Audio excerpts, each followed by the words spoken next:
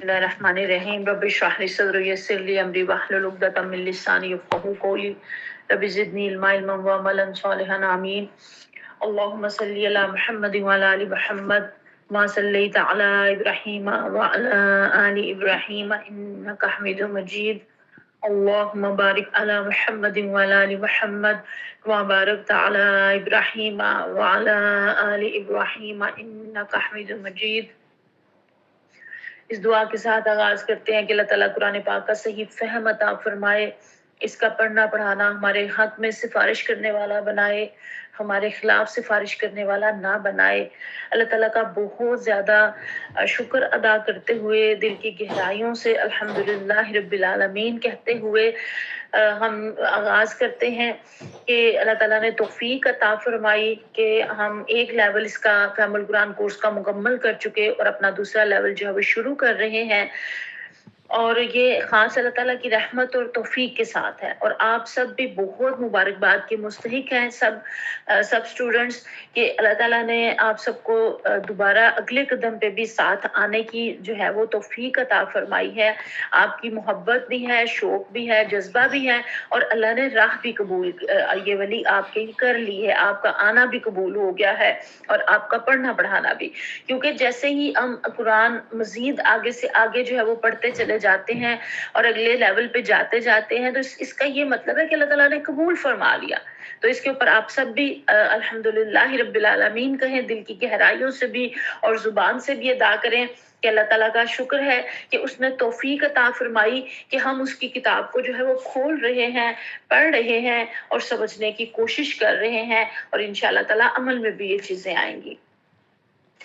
सूरा आल इमरान पारा नंबर 4 जो है वो सूरा आल इमरान का रुकू नंबर 10 है और 11 है। तर्जुमा इसका पहले देख लेते हैं और फिर इसकी तशरीह की तरफ चलते हैं। अल्लाह ताला कुरान पाक में फरमाते हैं, तुम नेकी को नहीं पहुंच सकते जब तक कि अपनी वो चीज अल्लाह की राह में खर्च ना करो जिन्हें तुम अजीज रखते हो, और जो कुछ तुम खर्च करोगे अल्लाह उससे बेखबर ना होगा। खाने की ये सारी चीजें जो शरीयत मुहम्मदी में हलाल हैं, बनी इसराइल के लिए भी हलाल थी। अलबत्ता बाज़ चीजें ऐसी थी जिन्हें तौरात के नाजिल किए जाने से पहले इसराइल ने खुद अपने ऊपर हराम कर लिया था। इनसे कहो, अगर तुम अपने इतराज में सच्चे हो तो लाओ तौरात और पेश करो इसकी कोई अबारत। इसके बाद भी जो लोग अपनी झूठी गढ़ी हुई बातें अल्लाह की तरफ मंसूब करते रहे, वही दर हकीकत जालिम है। कहो, अल्लाह ने जो कुछ फरमाया है सच फरमाया है। तुमको यकसू होकर इब्राहिम अलैहिस्सलाम के तरीके की पैरवी करनी चाहिए, और इब्राहिम अलैहिस्सलाम शिर्क करने वालों में से ना था। बेशक सबसे पहली इबादतगाह जो इंसानों के लिए तामीर हुई वही है जो मक्का में वाक़ है। इसको खैर बरकत दी गई थी और तमाम जहान वालों के लिए मरकज़ हिदायत बनाया गया था। इसमें खुली हुई निशानियां हैं। इब्राहिम अलैहिस्सलाम का मुकाम इबादत है, और इसका हाल ये है कि जो इसमें दाखिल हुआ मामून हो गया। अल्लाह पर, लोगों पर अल्लाह का ये हक है कि जो उसके घर तक पहुंचने की इस्तात रखता हो वो इसका हज करे, और जो कोई इस हुक्म की पैरवी से इनकार करे तो उसे मालूम हो जाना चाहिए कि अल्लाह तमाम दुनिया वालों से बेनियाज है। कहो, अहले किताब, तुम क्यों अल्लाह की बातें मानने से इनकार करते हो? जो हरकतें तुम कर रहे हो अल्लाह सब कुछ देख रहा है। कहो, अहले किताब, ये तुम्हारी क्या रविश है कि जो अल्लाह की बात मानता है उसे भी तुम अल्लाह के रास्ते से रोकते हो और चाहते हो कि वो टेढ़ी राह पर चले, हालांकि तुम खुद इसके राह रास्त होने पर गवाह हो। तुम्हारी हरकतों से अल्लाह गाफिल नहीं है। ऐ लोगों जो ईमान लाए हो, अगर तुमने इन अहले किताब में से एक ग्रोह की बात मानी तो फिर तुम्हें ईमान से फेर कर कुफर की तरफ ले जाएंगे। तुम्हारे लिए कुफर की तरफ जाने का अब क्या मौका बाकी है, जबकि तुमको अल्लाह की आयत सुनाई जा रही हैं और तुम्हारे दरमियान उसका रसूल मौजूद है। जो अल्लाह का दामन मजबूती के साथ थामेगा वो जरूर राह रास्त पालेगा। ऐ लोगों जो ईमान लाए हो, अल्लाह से डरो जैसा कि उससे डरने का हक है, और तुमको मौत ना आए मगर इस हाल में कि तुम मुस्लिम हो। सब मिलकर अल्लाह की रस्सी को मजबूत पकड़ लो और तफरके में ना पड़ो। अल्लाह के उस एहसान को याद रखो जो उसने तुम पर किया है। तुम एक दूसरे के दुश्मन थे, उसने तुम्हारे दिल जोड़ दिए और उसके फजलो करम से तुम भाई भाई बन गए। तुम आग से भरे हुए एक गड्ढे के किनारे खड़े थे, अल्लाह ने तुमको इससे बचा लिया। इस तरह अल्लाह अपनी निशानियां तुम्हारे सामने रोशन करता है, शायद कि इन अलामतों से तुम्हें अपनी फलाह का सीधा रास्ता नजर आ जाए। तुम में कुछ लोग तो ऐसे जरूर ही रहने चाहिए जो नेकी की तरफ बुलाएं और भलाई का हुक्म दें और बुराइयों से रोकते रहें। जो लोग ये काम करेंगे वही फलाह पाएंगे। कहीं तुम उन लोगों की तरह ना हो जाना जो फिरकों में बट गए और खुली खुली वाज़ेह हिदायत पाने के बाद फिर इख्तिलाफात में मुब्तला हुए। जिन्होंने ये रविश इख्तियार की कि वो इस रोज सख्त सजा पाएंगे, जबकि कुछ लोग सुरखरू होंगे और कुछ लोगों का मुंह काला होगा। जिनका मुंह काला होगा उनसे कहा जाएगा, नेमत ईमान पाने के बाद भी तुमने काफराना रवैया इख्तियार किया। अच्छा, तो अब इस कुफराने नेमत के सिले में अजाब का मजा चखो। अल्लाहुम्मा अजिरना मिनन नार, अल्लाह ताला अजाब से बचाना। रहे वो लोग जिनके चेहरे रोशन होंगे तो उनको अल्लाह के दामन रहमत में जगह मिलेगी और हमेशा इसी हालत में रहेंगे। ये अल्लाह के इरशादात हैं जो हम तुम्हें ठीक ठीक सुना रहे हैं। अल्लाह ताला हमें रोशन चेहरे वालों में शुमार करना, क्योंकि अल्लाह दुनिया वालों पर जुल्म करने का कोई इरादा नहीं रखता। ज़मीन व आसमान की सारी चीजों का मालिक अल्लाह है और सारे मामलात अल्लाह ही के हजूर पेश होते हैं। अब यहाँ जो अल्लाह ताला आगाज कर रहे हैं वो किस बात से हो रहा है? आगाज उस आयत के साथ आगाज हो रहा है कि तुम लोग नेकी को पहुंच ही नहीं सकते जब तक ये सबसे ज्यादा जो पसंदीदा चीज है तुम्हें, तुम्हारी जो तुम्हें पसंद है, जब तक कि वो तुम अल्लाह की राह में खर्च ना करो, उस वक्त तक जो है वो तुम पसंदीदा उस वक्त तक तुम नेकी को पहुंच नहीं सकते। और नेकी क्या है ये हम पिछले उसमें बहुत तफसील के साथ पढ़ चुके। और एक आयत भी हमने सूरह बकरा के अंदर ऐसी पढ़ी थी कि जो आयत ही नेकी की आयत कहलाती है, उसका क्या नाम है और उसका नंबर क्या है ये आप ग्रुप में डालेंगे। साथ साथ आपका थोड़ा सा टेस्ट हो जाएगा, जो पीछे वाला पढ़ा है वो भूल तो नहीं गया।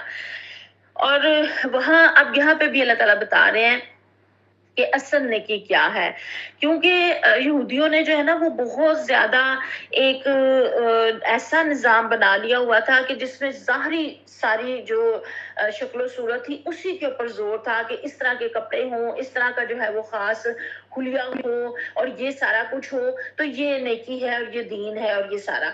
तो यहाँ पे बताया जा रहा है कि जो तुमने तसव्वुर एक बना लिया हुआ है ना, और अंदर से जो है वो तुम्हारे जो दीन तंगदिली भी है, हिर्स भी है, बुखल भी है, हक फरोशी भी है और इस तरह के सारे अयूब जो है वो छुपे हुए हैं। ऊपर से तुमने नेकी का एक जो चोला पहना हुआ है, असल में नेकी ये नहीं है। नेकी दाढ़ियों की लंबाई में या पांचों के ऊपर होने में या तस्बीहात की गर्दिश में या हिजाब के अंदर, नेकी इन चीजों के अंदर नहीं है।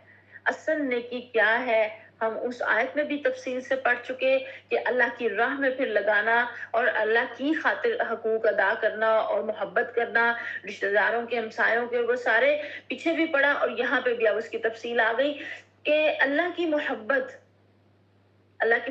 में वो चीज हम ना खर्च करें जो हमें सबसे ज्यादा अजीज है, तो समझें कि हम फिर नेकी को नहीं पहुंचे। और जो भी चीज अल्लाह की राह में, आप जानते हैं ना रिस्क में सारा कुछ आ जाता है। रिस्क में सिर्फ माल नहीं आता, रिस्क में आपकी औलाद भी आ जाती है, शोहर बीवी भी आ जाते हैं, माँ बाप बहन भाई रिश्तेदार भी आ जाते हैं। जो जो चीजें अल्लाह ताला ने दी हैं, आपकी सलाहियत है, आपका वक्त है, आपकी जान माल, सब कुछ इसमें आ जाता है। तो ये सारी जब तक हम अल्लाह की राह में नहीं लगाते उस और कहीं हम इससे जो है वो रुकते हैं, तो फिर इसका मतलब ये है कि हम असल नेकी को नहीं पहुंचे। अच्छा, ये आयत जब नाजिल हुई तो सहाबा कराम का तर्ज अमल क्या था? सहाबा कराम ने तो जो जो कुछ उनके पास था फौरन लेकर आए और अल्लाह की राह में जो है वो लगा दिया। और फिर आप जानते हैं ना, नेकी जो है वो एहसान और हुस्न सलूक के भी मायने में आता है। प्यारे नबी करीम सल्लल्लाहु अलैहि वसल्लम ने फरमाया कि सच बोलने को लाजम पकड़ो क्योंकि सिद्क बिर का साथी है और वो दोनों जन्नत में हैं, और झूठ से बचो क्योंकि वो फजूर का साथी है और ये दोनों दोज़ख में है। अल्लाह ताला माफ फरमाए। और यहाँ हमें ये भी पता चलता है कि सहाबा किराम ने जब ये आयत सुनी तो उनका तर्ज अमल क्या हुआ। हजरत उमर रज़ियल्लाहु ने अर्ज किया, अल्लाह के रसूल सल्लल्लाहु अलैहि वसल्लम, खैबर में मेरा जो हिस्सा है मेरे नजदीक सबसे ज्यादा वो कीमती और नफीस माल है, उससे ज्यादा मुझे नहीं अच्छा मिला। तो आप मुझे इस सिलसिले में क्या हुक्म फरमाते हैं? उनका था कि मैं सारा वो दे दूं अल्लाह की राह में। तो प्यारे सल्लल्लाहु अलैहि वसल्लम ने फरमाया, असल को रोक कर रखो और पैदावार को राह खुदा में सर्फ कर दो। یعنی کہ وہ تو سارا ہی دینے کو تیار تھے، لیکن کہا گیا کہ تم جو ہے وہ اتنا جو ہے وہ روک لو اور اتنا جو ہے وہ دے دو۔ تو نیکی کا معیار ہمیں یہاں پتہ چلتا ہے کہ اللہ کے ہاں محبوب وہی ہے جو اپنی بہترین چیز جو ہے وہ خرچ کرتے ہیں۔ پھر ان آیات کا خلاصہ ہمارے سامنے ہے کہ جیسے انہوں نے بعض خود ساختہ پابندیاں اپنے اوپر لگا لی تھی، اس کا تذکرہ ہم اس کے اندر پڑھیں گے۔ خانہ کعبہ کو لوگوں کے لیے ہدایت اور امن کا مرکز قرار دیا گیا اور امت مسلمہ کو اہل ایمان کے ساتھ اتحاد اور کفار اور اہل کتاب کے مکر سے بچنے کی تلقین کی گئی، اور ساتھ ہی اللہ کی مدد کے حصول کا نسخہ بیان کیا گیا۔ تقوی، صبر، استقامت اور تفرقہ سے اجتناب کا کہا گیا۔ آخر میں ایمان لانے والوں کو یاد دلایا گیا کہ اللہ کا فضل ان پر ہے اور وہی سب کے اعمال کا حساب لینے والا ہے۔ اور پھر یہ جو پہلی ہی آیت نمبر 92 ہے، جس کی تشریح ہم میں احادیث کو دیکھ رہے تھے، تو اس میں ہمیں یہ بھی پتہ چلتا ہے کہ حضرت طلحہ رضی اللہ کا محبوب ترین باغ بحیرہ جو پیغمبر صلی اللہ علیہ وسلم کی خدمت میں انہوں نے پیش کر دیا، جسے آپ صلی اللہ علیہ وسلم نے نفع بخش مال کہہ کے قبول فرما لیا۔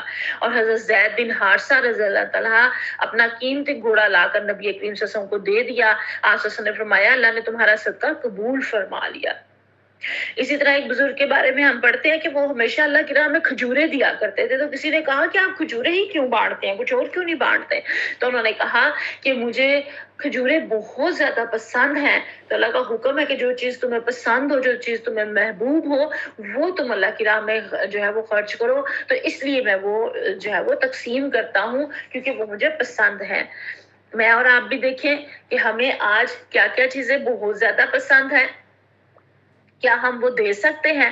سچ بات ہے، دل کو ایک دفعہ ہاتھ پڑتا ہے، دے ذرا پسندیدہ سوٹ نکال کے اپنی الماری سے جو سب سے زیادہ پسندیدہ ہے، دے ذرا اللہ کے راستے میں کسی کو اپنی پسندیدہ چیز، اپنی جیولری میں سے، اپنے بیگز میں سے، اپنے جوتوں میں سے، اپنی کوئی بھی بہترین چیز جو آپ کو لگتی ہے، پھر آپ کا وقت بہترین ہے یہ والا، اس میں سے نکال کے کسی کو 1 گھنٹہ دے۔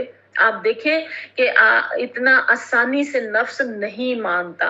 کپڑے جب نکال رہے ہوتے ہیں نا سیزن کے، تو نکال دیتے ہیں کہ یہ چھوٹے ہو گئے ہیں، یہ اس طرح سے ہو گیا، یہ ایسے ہو گیا، بچوں کے بھی نکالتے ہیں جیسے، تو بچوں کے چھوٹے ہو جاتے ہیں، تو پھر بھی ان میں سے کچھ کپڑے اپنے بھی اگر نکالیں تو کچھ کپڑے ہم کہتے ہیں کہ نہیں اچھا چلو یہ ذرا پرانا ہو گیا، یہ میں کام کرتے ہوئے پہن لوں گی، یہ ذرا گھس گیا، یہ میں برسات کے موسم میں پہن لوں گی، یہ میں تب پہن لوں گی، نکال کے بھی رکھ دیتے ہیں دینے کے لیے، تو اس میں سے بھی واپس لے لیتے ہیں۔ دل کو کچھ ہو رہا ہوتا ہے۔ آپ یہ پریکٹس کر کے دیکھیں۔ اور پھر جوانی کی عمر جس کو بہترین کہا گیا، اس میں سے کتنا حصہ اللہ کی راہ میں لگا رہے ہیں اور کتنا جو ہے وہ بچا بچا کے رکھ رہے ہیں یا اور طرف لگا رہے ہیں۔ تو یہ یہاں پہ یہ آیت جو ہے یہ معیار قائم کرتی ہے، اور صحابہ کرام نے یہ معیار قائم کر کے دکھایا۔ انہوں نے بہترین چیزیں لا کے اللہ کے راہ میں جو ہے وہ ڈھیر کر دی۔ اپنے گھر کے سامان سے زیادہ تو انسان کو اور کس چیز سے محبت ہوگی؟ آپ اپنا بیڈ روم دیکھیں، اپنے بیڈ روم سے کتنی محبت ہے۔ اپنا بیڈ اٹھا کے دے سکتے ہیں کسی کو؟ اپنے ڈرائنگ روم کے صوفے اٹھا کے دے سکتے ہیں کسی کو؟ حضرت ابوبکر صدیق رضی اللہ سارے گھر کا سارا سامان اٹھا کے لے آئے۔ اس دور کے لحاظ سے کچھ بھی جو بھی جتنا بھی تھا، لیکن سارا اٹھا کے دینا کوئی اتنا آسان نہیں ہے۔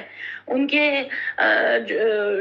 احسانات اور ان کی نیکیاں وہاں تک کوئی پہنچ ہی نہیں سکا۔ پیارے صلی اللہ علیہ وسلم نے فرمایا سب کے احسانات میں نے ادا کر دیے، لیکن ابوبکر صدیق کے احسان جو ہے وہ میں نہیں ادا کر سکتا، ان کا احسان تو اللہ ہی ادا کرے گا۔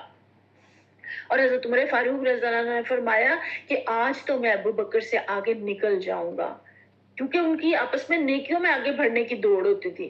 ہماری تو ایک دوسرے میں دنیا میں آگے بڑھنے کی دوڑ ہے نا، کہ فلاں نے اتنا اچھا پہنا ہے تو میں اس سے زیادہ اچھا پہنوں، فلاں یہ اور یہ کر رہی ہے میں اس سے زیادہ اچھا کروں، اس نے اس طرح سے ڈیکور کیا ہے گھر کو تو میں اور ایسے کروں۔ ہم تو ان چیزوں میں آگے بڑھتے ہیں، وہ نیکیوں میں بڑھا کرتے تھے، اور وہ گھر کا آدھا سامان اٹھا کے لے کے آئے۔ یہ غزوہ تبوک کا واقعہ ہے۔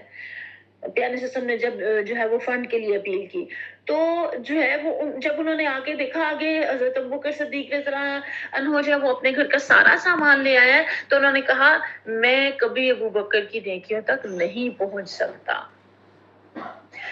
اور یہ آیت جو ہے وہ مجھے اور آپ کو یہ بھی بتاتی ہے کہ ہمارے اندر جو صلاحیتیں ہیں وہ بھی ہم جسٹ دنیا کمانے میں لگاتے ہیں، وہ بھی رزق ہے، وہ بھی ہمیں بہت زیادہ پسندیدہ ہے، ان کے اوپر ہمیں بہت زیادہ ناز بھی ہوتا ہے کہ میں یہ بھی کر لیتی ہوں، میں وہ بھی کر لیتی ہوں، مجھے مینجمنٹ بڑی اچھی آتی ہے، میں بول اچھا لیتی ہوں، میں یہ کر لیتی ہوں، میں وہ کر لیتی ہوں۔ تو یہ کیا ہم یہ بھی اللہ کی راہ میں لگانے کو تیار ہیں؟ یہاں آپ نے ضرور ہی سوچنا ہے، اور اس کلاس کے اختتام کے اوپر گروپ میں آپ نے یہ بات ضرور ڈالنی ہے کہ آپ نے اپنے لیے کیا سوچا کہ مجھے کیا چیز بہت پسند ہے، اور اب وہ میں اللہ کی راہ میں جو ہے وہ لگاؤں گی۔ پھر آگے ہم چلتے ہیں کہ کھانے کی یہ ساری چیزیں شریعت محمدی میں جو حلال ہیں، بنی اسرائیل کے لیے بھی حلال تھی۔ البتہ بعض چیزیں جنہیں تورات کے نازل کیے جانے سے پہلے اسرائیل نے خود اپنے اوپر حرام کر لیا تھا، تو اللہ کہتے ہیں لاؤ تورات میں عبارت پیش کرو اگر تم سچے ہو، اور جھوٹی باتیں گھڑ کے اللہ کے ساتھ منسوب کرتے ہو۔ اور کوئی اور اعتراض جب بنی اسرائیل نہ علماء یہود کر سکے تو پھر انہوں نے فقہی جو ہے نا اس طرح کے اعتراضات شروع کر دیے۔ تو اونٹ اور خرگوش ہماری شریعت میں حلال تھا، ان کی شریعت میں انہوں نے خود حرام کیا ہوا تھا۔ حضرت یعقوب علیہ السلام کو ایک مرتبہ ایک بیماری کی وجہ سے انہوں نے نظر مانی تھی کہ اللہ تعالیٰ اگر مجھے شفا دے دے تو جو کھانا مجھے سب سے زیادہ محبوب ہے میں اس کو چھوڑ دوں گا۔ تو ان کو شفا ہو گئی، تو انہوں نے اونٹ کا گوشت کھانا چھوڑ دیا کیونکہ وہ ان کو سب سے زیادہ پسندیدہ تھا۔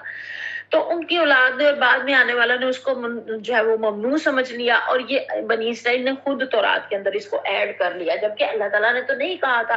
تو یہ ان کے اعتراض کا اس کے اندر اللہ تعالیٰ نے جو ہے وہ جواب یہاں پہ دیا ہوا ہے۔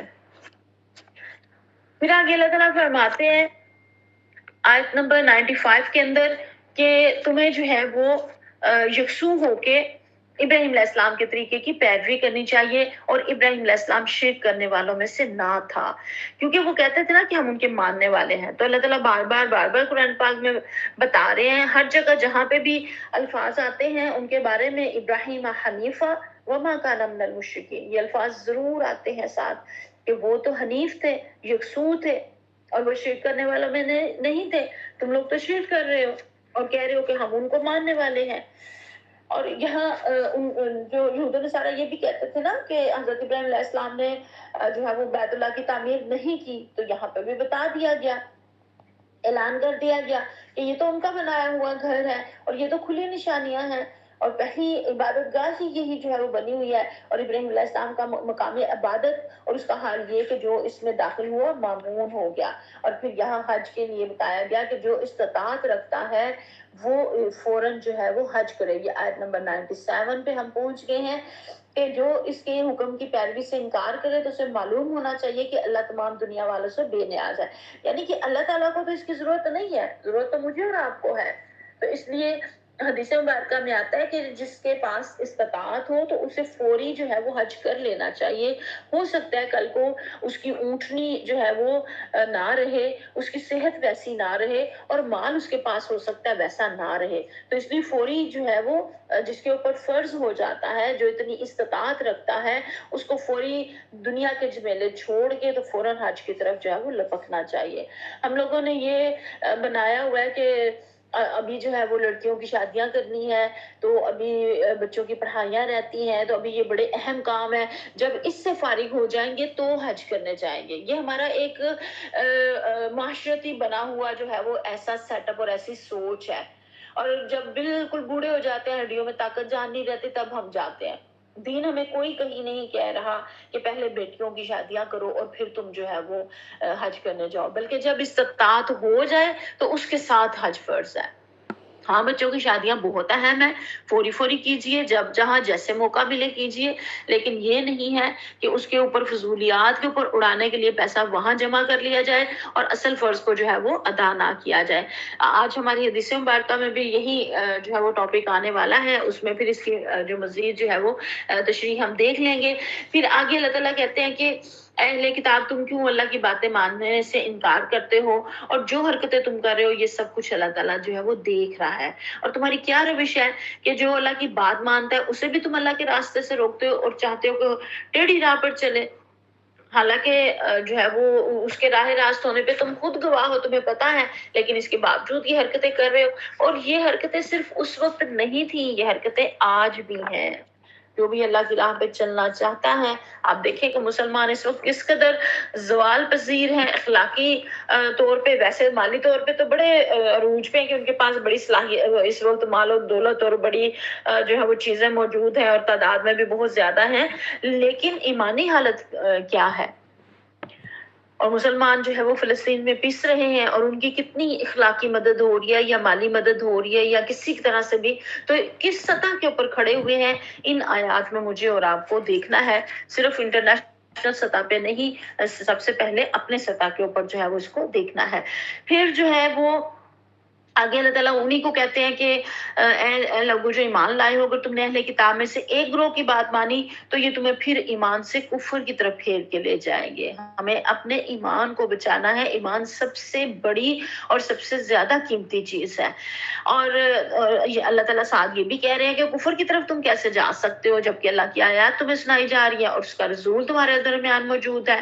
اور جو دامن اللہ کا مضبوطی سے تھامے گا وہی ہدایت پائے گا، وہی صراط مستقیم کے اوپر چلے گا. اب یہاں پہ اگلی جو آیت ہے، آیت نمبر 103، اس کو ہائی لائٹ کر لیجئے. اے لوگو جو ایمان لائے ہو. اب جہاں پہ اللہ تعالیٰ یا ایھا الذین آمنوا کہہ کے پکارتے ہیں نا، وہاں مجھے اور آپ کو ہائی الرٹ ہو جانا چاہیے، کیونکہ وہاں اللہ تعالیٰ نے مجھے اور آپ کو پکارا ہے. ہم ایمان والے ہیں نا، تو ہمیں اللہ تعالیٰ نے پکارا ہے. اب یہاں پہ آپ اپنا نام لگائیں، میں اپنا نام لگاؤں کہ اے فلاں فلاں جو تو ایمان لے کر آئی ہے. کرنا کیا ہے؟ اللہ سے ڈرنا ہے. اور کیسا ڈرنا ہے؟ حقا تقاتی ہی، جیسا کہ ڈرنے کا حق ہے. اور پھر کیا کہا جا رہا ہے؟ وَلَا تُمُوتُنَّ إِلَّا وَأَنْتُمْ مُسْلِمُونَ. لیکن موت تمہیں نہ آئے مگر اس حال میں کہ مرتے دم تک تم مسلم ہو. اور مرتے دم تک یعنی کہ تم اطاعت اور فرما برداری پر قائم ہو. اور یہ آگے کہا گیا کہ سب مل کر اللہ کی رسی کو مضبوطی سے پکڑ لو اور تفرقے میں نہ پڑو. یہ اس کے اندر امت مسلمہ کا مرکزی ڈھانچہ بتا دیا گیا اس آیت کے اندر. سب سے پہلا کیا ہے مرکزی ستون جس کے اوپر امت مسلمہ قائم ہے؟ ایمان، تقوی. اور دوسرا کیا ہے؟ اخوت اسلامی، اخوت اسلامی، اللہ کی رسی کو مضبوطی کے ساتھ تھامنا. یہ دو چیزیں، اور تفرقے سے بچنا. یہ وہ چیز ہے جس سے امت مسلمہ ایک زندہ، قوی اور ٹھوس عمارت کی شکل اختیار کر لیتی ہے. یہ دو بنیادی ستون ہیں جن پر امت مسلمہ کی عمارت کھڑی ہے. ان میں سے کوئی ایک ستون گر جائے تو عمارت گر جاتی ہے. پہلا ستون کیا ہے؟ ایمان اور تقوی. یہ سارے لکھیں بھی گروپ کے اندر لکھیں فوری طور پہ. پہلا ستون کیا ہے؟ ایمان اور تقوی. اللہ کا تقوی جس کے نتیجے میں انسان رب جلیل اور برتر کا حق پوری طرح ادا کرتا ہے.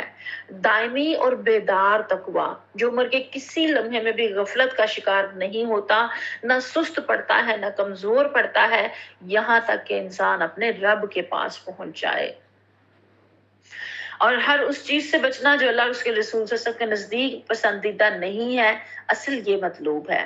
اور تقوی کا اعلیٰ مقام جو انبیاء کرام علیہ السلام اور ان کے خاص تائبین کو نصیب ہوتا ہے، یہ میرا اور آپ کا ٹارگٹ ہونا چاہیے. اللہ اپنے دل کو غیر اللہ سے بچانا، دل کو اللہ کی یاد اور اس کی رضا جوئی سے جو ہے وہ معمور رکھنا، یہ تقوی ہے نا. تقوی کے کئی مدارج ہیں، کئی اس کی سٹیجز ہیں. یہ ساری اس کی سٹیجز ہیں جو میں آپ کو بتا رہی ہوں. تقوی دراصل اللہ کی محبت سے پھوٹتا ہے، اور اللہ کی محبت تو بہت ہی عظیم چیز ہے. اور جب دیکھیں کہ کسی جگہ پہ کسی برتن میں پانی بھر جاتا ہے نا، کسی جگ میں یا کسی بھی جگہ پہ جس میں آپ نے ڈالا، تو پھر وہ بہنا شروع ہو جاتا ہے. ہمارے دل میں جب اللہ کی محبت، اللہ کا تقوی اس قدر زیادہ ہوگا تو وہ ہمارے باطن کے اوپر خود بخود اس کا جو ہے وہ اظہار ہوتا چلا جائے گا. اور پھر اللہ تعالیٰ اپنی اس نعمت کو گنوا رہے ہیں، اپنے اس احسان کو گنوا رہے ہیں کہ اللہ تعالیٰ کہہ رہے ہیں کہ میں نے تم پہ کیا احسان کیا کہ تم ایک دوسرے کے دشمن تھے اور تمہارے دل جوڑ دیے، اور اس کے فضل و کرم سے تم بھائی بھائی بن گئے. آگ کے بھرے ہوئے گڑھے کے کنارے کھڑے تھے، اللہ تعالیٰ نے تمہیں اس سے جو ہے وہ بچا لیا. یہ اس حالت کی طرف بھی اشارہ ہے کہ جس میں اسلام سے پہلے عرب جو ہے وہ مبتلا تھے. قبائل کی آپس کی لڑائیاں، جھگڑے، خون ریزی اور پورے نسلیں تباہ و برباد ہو جاتی تھی. تو اس چیز سے کس نے بچایا؟ آپ دیکھیں اوس اور خزرج کے اندر سال ہر سال کی لڑائیاں تھیں، ایک صدی کی. تو وہ کیسے ختم ہوئی؟ کس نے کی؟ اللہ تعالیٰ نے. کیونکہ جب تک حدیث مبارکہ میں آتا ہے کہ انسان کا جو دل ہے نا اللہ تعالیٰ کی 2 انگلیوں میں ہوتا ہے، تو اللہ تعالیٰ اس کو الٹتا پلٹتا رہتا ہے. تو محبت دلوں میں ڈالنا صرف اللہ ہی کے اختیار میں ہے، اللہ ہی کے بس میں ہے، اللہ ہی ڈالتے ہیں. ایک انسان دوسرے انسان کی محبت کے حصول کے لیے جتنی مرضی کوششیں کر لے، وہ نہیں اس کے دل میں ڈال سکتا جب تک کہ اللہ نہ ڈالے. تو یہ اسلام کی محبت، دین کی محبت، قرآن کی محبت، اور ہم اہل قرآن کی آپس میں ایک دوسرے سے محبت، یہ سب کے سب اللہ کی خاص عنایت اور اللہ کی خاص دین ہے. اس میں میرا اور آپ کا کوئی کمال نہیں ہے. اور دوسرا اصول کیا ہے کہ اللہ کی رسی کو مضبوطی کے ساتھ تھام لینا. آپ دیکھیں کہ آج امت مسلمہ کتنے تفرقات میں جو ہے وہ گھر گئی ہے نا. کہیں مسلک کے اوپر ہم لوگ تقسیم ہو گئے ہیں، کہیں ہم لوگ جو ہے وہ صوبوں کی سطح پہ تقسیم ہے، کہیں ہم ملکوں کی سطح پہ تقسیم ہے، کہیں ہم زبان اور رنگ کے اوپر جو ہے وہ تقسیم ہے. یہ ساری تقسیم ہم نے خود کی ہے، جبکہ اللہ نے تو کہا کہ اللہ کی رسی کو مضبوطی سے تھام لو، آپس میں تفرقہ نہ ڈالو. اور حدیث مبارکہ میں قرآن کو اللہ کی رسی قرار دیا گیا ہے. قرآن کو مضبوطی کے ساتھ تھام لینا. پیارے نبی کریم صلی اللہ علیہ وسلم نے فرمایا کہ ایک دور آئے گا، بہت زیادہ فتنوں سے بھرا ہوا دور ہوگا. تو پیارے صلی اللہ علیہ وسلم سے حضرت علی رضی اللہ عنہ نے پوچھا کہ اس سے بچنے کی، نکلنے کی شکل کیا ہوگی؟ تو آپ صلی اللہ علیہ وسلم نے فرمایا کتاب اللہ، اللہ کی کتاب. اسی کو مضبوطی سے تھامنا. اور مضبوطی سے تھامنے کا کیا مطلب ہے؟ یعنی کہ اس کے اوپر عمل پیرا ہونا، اس کو سمجھنا، اس کو سیکھنا، اس کو سکھانا، یہ سارا اس کا حصہ ہے.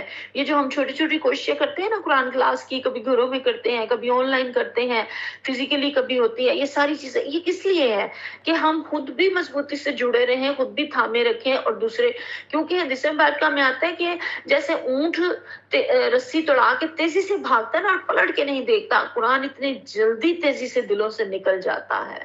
اگر آپ ڈیلی اور ہمیشہ اس کے ساتھ نہ جڑے رہیں تو آپ دیکھیں، اگر آپ نے قرآن حفظ بھی کیا ہوا ہے نا، حافظ ہم دیکھتے ہیں نا، حافظات بھی اگر حفظ بھی کیا ہوا ہے اور کچھ عرصہ نہیں پڑھا تو اس کے بعد پڑھیں گے تو ان کو آئے گا ہی نہیں، اٹک اٹک کے پڑھیں گے.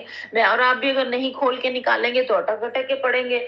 ہم اردو میں سمجھ بھی لیں گے تو اگر کچھ عرصہ اس پہ عمل نہیں کریں گے تو اسی طرح سے وہ ہمارے جو ہے وہ نکل جائے گا.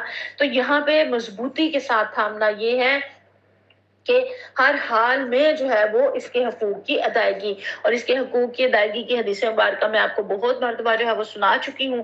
پھر ہم آگے چلتے ہیں. اگلی آیت میں اللہ تعالیٰ فرماتے ہیں کہ تم میں کچھ لوگ تو ایسے ہی ضرور رہنے چاہیے جو نیکی کی طرف بلائیں، بھلائی کا حکم دیں اور برائی سے جو ہے وہ منع کریں، اور جو لوگ یہ کام کریں گے وہی فلاح پائیں گے. آپ مجھے بتائیے، آپ میں سے کون کون فلاح پانا چاہتا ہے؟ فلاح، کامیابی. اور یہ کوئی ایک چھوٹا معمولی لفظ نہیں ہے، یہ بہت بڑا جامع لفظ ہے. اس کے اندر فلاح کے اندر جو ہے ہماری اردو کا لفظ کامیابی اور انگلش کا سکسیس جو ہے نا وہ اس سے نہیں پورا ہوتا. فلاح کا بہت زیادہ، روبینہ کا بھی ہینڈ ریز ہو گیا، فلاح کا جو ہے وہ بہت جامع جو ہے اس کا جو ہے میننگ ہے. اور اس کے اندر ہر طرح کی جو ہے وہ فلاح آ جاتی ہے، دنیا کی، دین کی، آخرت کی. لیکن یہ جڑی کس کے ساتھ ہوئی ہے؟ یہ اللہ تعالیٰ نے جوڑ دی امر بالمعروف و نہی عن المنکر کے ساتھ. اب یہ امت مسلمہ کا فریضہ ہے، میری اور آپ کی حقیقت ہے. ہم مانے یا نہ مانے، ہم جانے یا نہ جانے، اللہ تعالیٰ کا حکم ہے ہمارے لیے، اور میرا اور آپ کا زندگی کا مقصد بھی یہی ہے. کنتم خیر امت اخرجت للناس تأمرون بالمعروف وتنہون عن المنکر وتؤمنون باللہ. اللہ کہتے ہیں تم وہ خیر امت ہو جو بنائی ہی اسی لیے گئی ہو، جو نیکی کا حکم دیتی ہو اور برائی سے منع کرتی ہو. یہ آگے جو ہے وہ انشاءاللہ تعالیٰ آیات آئیں گی. تو یہاں پہ اگر فلاح پانی ہے تو پھر اس کو مضبوطی کے ساتھ تھامنا ہے اور اس کے ساتھ مضبوطی کے ساتھ جڑ جانا ہے، اور قرآن کے حقوق میں سے اس کو اس پر سب سے پہلے اس کے اوپر ایمان لے کے آنا، دوسرا اس کو ناظرہ پڑھنا، تیسرا اس کا فہم حاصل کرنا، چوتھا اس کے اوپر عمل کرنا، اور پانچواں اس کو آگے پہنچانا، اس کا نظام جو ہے وہ قائم کرنا. اور یہاں پہ اس آیت کے اندر اللہ تعالیٰ نے 3 کام بتائے ہیں: دعوت الی الخیر، نمبر 2 امر بالمعروف، اور نمبر 3 نہی عن المنکر. دعوت الال خیر کا مطلب ہے غیر مسلم دنیا کو بھی دعوت دینا، اور یہ امت کا اولین فریضہ حیات ہے۔ اور جو لوگ اس دعوت پر لبیک کہیں ان کو ساتھ لے کر ان کے درمیان امر بالمعروف اور نہی عن المنکر کا کام کرنا۔ اور معروف ہر وہ چیز ہے جو شریعت کی نگاہ میں نیکی ہے، اور منکر ہر وہ چیز ہے جو شریعت کی نگاہ میں بری ہے۔ اور نیکی کو فروغ دینا اور برائی سے روکنا ہر مسلمان کی ذمہ داری جو ہے وہ ٹھہرائی گئی ہے۔ پیارے نبی کریم صلی اللہ علیہ وسلم کا ارشاد ہے، قسم ہے اس ذات کی جس کے قبضے میں میری جان ہے، تم امر بالمعروف اور نہی عن المنکر کرتے رہو، ورنہ قریب ہے کہ اللہ تعالیٰ گناہ گاروں کے ساتھ تم سب پر بھی اپنا عذاب بھیج دے۔ اس وقت تم اللہ تعالیٰ سے دعا مانگو گے تو توبہ جو ہے وہ قبول نہیں ہوگی۔ اب آپ دیکھ لیں کہ اب آج کا جو دور ہے وہ یہ ہمارے ارد گرد کتنے جو ہے وہ چھوٹی چھوٹی عذاب کی شکلیں ہیں، جو مشکلات ہیں، جو تکالیف ہیں، جو پریشانیاں ہیں، یہ ساری اس کا حصہ ہیں۔ ہمیں استغفار بھی کرنا ہے اور اس کو آگے پہنچانا بھی ہے۔ نبی کریم صلی اللہ علیہ وسلم کا ارشاد ہے، ایک تو سید الشہداء حضرت حمزہ رضی اللہ عنہ ہیں، دوسرے سید الشہداء وہ لوگ ہوں گے جو ظالم اور جابر حکمران کے سامنے کلمہ حق کہنے کی پاداش میں شہید کر دیے جائیں گے۔ اب آپ دیکھیں کہ کلمہ حق کہنا جو ہے وہ سب سے بڑا جہاد ہے۔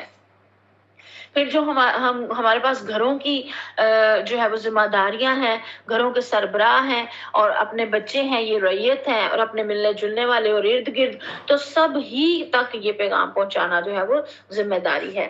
پھر آگے اللہ تعالیٰ فرماتا ہے کہ جو لوگ ان لوگوں کی طرح نہ ہو جانا جو فرقوں میں بٹ گئے اور جو اختلافات میں مبتلا ہوئے، اور جنہوں نے یہ روش اختیار کی وہ اس روز سخت سزا پائیں گے، جبکہ کچھ لوگ سرخ روح ہوں گے اور کچھ لوگوں کا منہ کالا ہوگا۔ اللہ تعالیٰ معاف فرمائے۔ اللہم اجرنا من النار، اللہ دوزخ سے بچانا۔ اللہ تعالیٰ ہمیں کالے سیاہ چہرے والوں میں شمار نہ کرنا، ہمیں خوبصورت روشن چہرے والوں میں شمار کرنا۔